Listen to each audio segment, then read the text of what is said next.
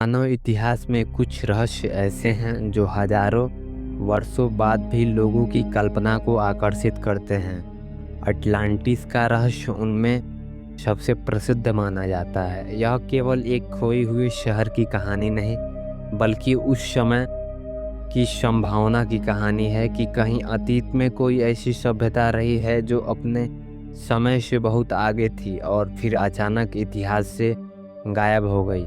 Atlantis का पहला उल्लेख लगभग 24,000 वर्ष पहले यूनानी दार्शनिक प्लेटो ने अपनी रचनाओं में किया था। प्लेटो ने लिखा कि बहुत समय पहले समुद्र के पार एक विशाल द्वीप था। वहाँ एक शक्तिशाली और समृद्ध सभ्यता रहती थी। उसके पास विशाल नगर, भव्य भवन, विकसित नौसेना और अपार धन संपत्ति थी। प्लेटो के अनुसार यह सभ्यता इतनी शक्तिशाली थी कि उनके आसपास के क्षेत्रों पर प्रभाव स्थापित कर लिया था। उसने अटलांटिस का वर्णन एक योजनाबद्ध नगर के रूप में किया।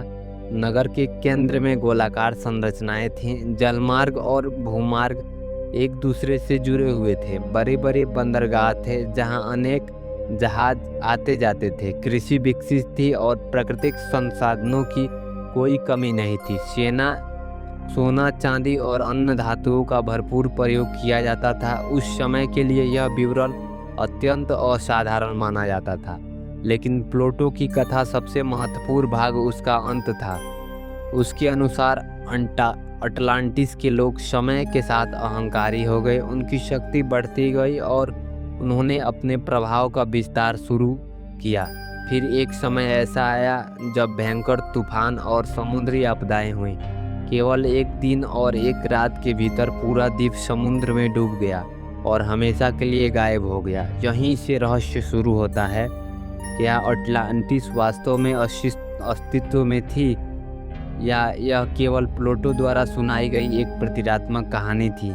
सदियों तक अधिकांश लोगों ने इस दार्शनिक कथा मानते रहे, लेकिन जैसे जैसे पुरातत्व और समुद्री अनुसंधान विकसित हुए, लोगों ने इस प्रश्न को गंभीरता से लेना शुरू किया। यदि अटलांटिस वास्तव में थी तो उसके अवशेष कहाँ हैं? 19वीं सदी में इस विषय में रुचि अचानक बढ़ गई। अनेक लेखकों और खोजकर्ताओं ने दावा किया कि अटलांटिस का वास्तविक सभ्यता थी। कुछ लोगों ने इसे अंटार्कटिक महासागर में खोजने की कोशिश की। उनका तर्क था कि अटलांटिस नाम स्वयं अंटार्कटिक महासागर से जुड़ा हुआ प्रतीत होता है, लेकिन समस्या यह थी कि महासागर का अधिकांश भाग अत्यंत गहरा है। आधुनिक भूविज्ञान के अनुसार इतने विशाल द्वीप का अचानक डूब जाना आसान नहीं माना जाता। इससे कई वैज्ञानिकों ने प्लेटो की कथा पर संदेह किया। फिर कुछ खोजकर्ताओं ने एक अलग सिद्धांत प्रस्तुत किए। उन्होंने कहा कि संभव है कि अटलांटिस वास्तव में अटलांटिक महासागर में ना रही हो। कुछ लोगों ने इसे भूमध्य सागर में जोड़ा, विशेष रूप से यूनान के निकट स्थित सेटोरिनी द्वीप को इस रहस्य से जोड़कर देखा गया। सेटोरिनी प्राचीन काल में एक समृद्ध क्षेत्र था जहां मिनोअन सभ्यता विकसित हुई थी। लगभग 1600 ईसा पूर्व एक विशाल ज्वालामुखी विस्फोट हुआ जिसने पूरी क्षेत्र को प्रभावित किया। विस्फोट इतना शक्तिशाली था कि उनके प्रभाव से सुनामी उत्पन्न हुई और अनेक बस्तियां नष्ट हो गई। कुछ इतिहासकार का मानना है कि प्लेटो ने संभवतः इसी प्रकार की किसी वास्तविक घटना की स्मृति को आधार बनाकर अटलांटिस की कथा लिखी होगी। हालांकि यह केवल एक सिद्धांत है और इसे अंतिम उत्तर नहीं माना जा सकता। 20वीं और 21वीं शताब्दी में समुद्र के भीतर खोज करने की तकनीकें विकसित हुई। मनोविज्ञान ने सोनार प्रणाली, समुद्री मानचित्र और गहरे समुद्र में काम करने वाले यंत्रों का प्रयोग करके अनेक क्षेत्रों का अध्ययन किया। कई बार समुद्र के भीतर ऐसी संरचनाएं मिली जो पहली नज़र में मानव निर्मित प्रतीत होती थीं। इन खोजों को देखकर कुछ लोगों ने दावा किया कि शायद यही अटलांटिस के अवशेष हैं, लेकिन अधिकांश मामलों के बाद के अध्ययन से पता चला कि वे प्राकृतिक भूवैज्ञानिक संरचनाएं थीं। फिर भी रहस्य समाप्त नहीं हुआ। अटलांटिस की लोकप्रियता का एक कारण यह भी है कि इसे अक्सर एक अत्यंत उन्नत सभ्यता के रूप में प्रस्तुत किया जाता है। कुछ लोग दावा करते हैं कि उसके पास ऐसा ज्ञान था जो बाद में खो गया। कुछ कहते हैं कि उसके लोगों को खगोल विज्ञान, समुद्र यात्रा और वास्तुकला का असाधारण ज्ञान था।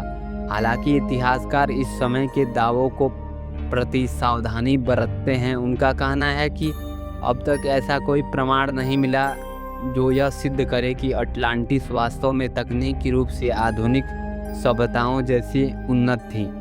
फिर भी यह प्रश्न बना हुआ है कि प्लेटो ने इतनी विस्तृत कहानी क्यों लिखी। कुछ विद्वानों का मानना है कि अटलांटिस एक नैतिक कथा थी। प्लेटो अपने समय के समाज को यह दिखाना चाहते थे कि अत्यधिक शक्ति और अहंकार अंततः विनाश का कारण बन सकते हैं। इस दृष्टिकोण से अटलांटिस एक वास्तविक स्थान नहीं बल्कि एक चेतावनी का प्रतीक थी।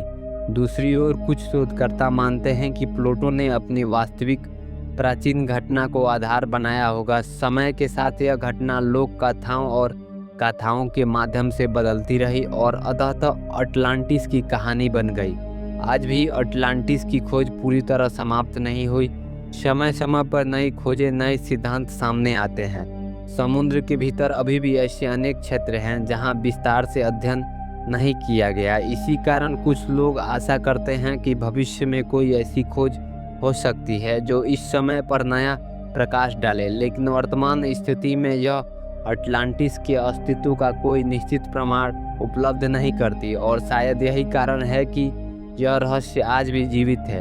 यदि अटलांटिस केवल एक कहानी थी तो दुनिया की सबसे प्रभावशाली कहानियों में से एक है, और यदि यह वास्तविक में अस्तित्व में थी तो उसका खो जाना मानव इतिहास की सबसे बड़ी अनसुलझी घटनाओं में से एक हो सकता है। हजारों वर्ष बाद भी समुद्र की गहराइयां अपने भीतर अनगिनत रहस्य छुपाए हुए हैं। वैज्ञानिक लगातार खोज कर रहे हैं, नई तकनीकें विकसित हो रही हैं, लेकिन अटलांटिस का प्रश्न अब भी वैसा है जैसा सदियों पहले था। क्या कहीं समुद्र की अथाह गहराई में उस खोई हुई सभ्यता का अवशेष अब भी मौजूद है? अगर आपको इतिहास और रहस्य से जुड़ी हुई कहानियाँ पसंद हैं तो वीडियो को लाइक करें। कमेंट करके बताइए आपके अनुसार अटलांटिस का वास्तविक सभ्यता थी या यह केवल एक प्राचीन कथा। और द सीक्रेट मिस्ट्री को सब्सक्राइब करना मत भूलिए, क्योंकि अगली कहानी हम बात करेंगे उन विशाल पत्थर की मूर्तियों की जो समुद्र के बीच एक छोटे से द्वीप पर खड़ी हैं और जिनका निर्माण आज भी शोधकर्ताओं के लिए एक पहेली बन चुका है।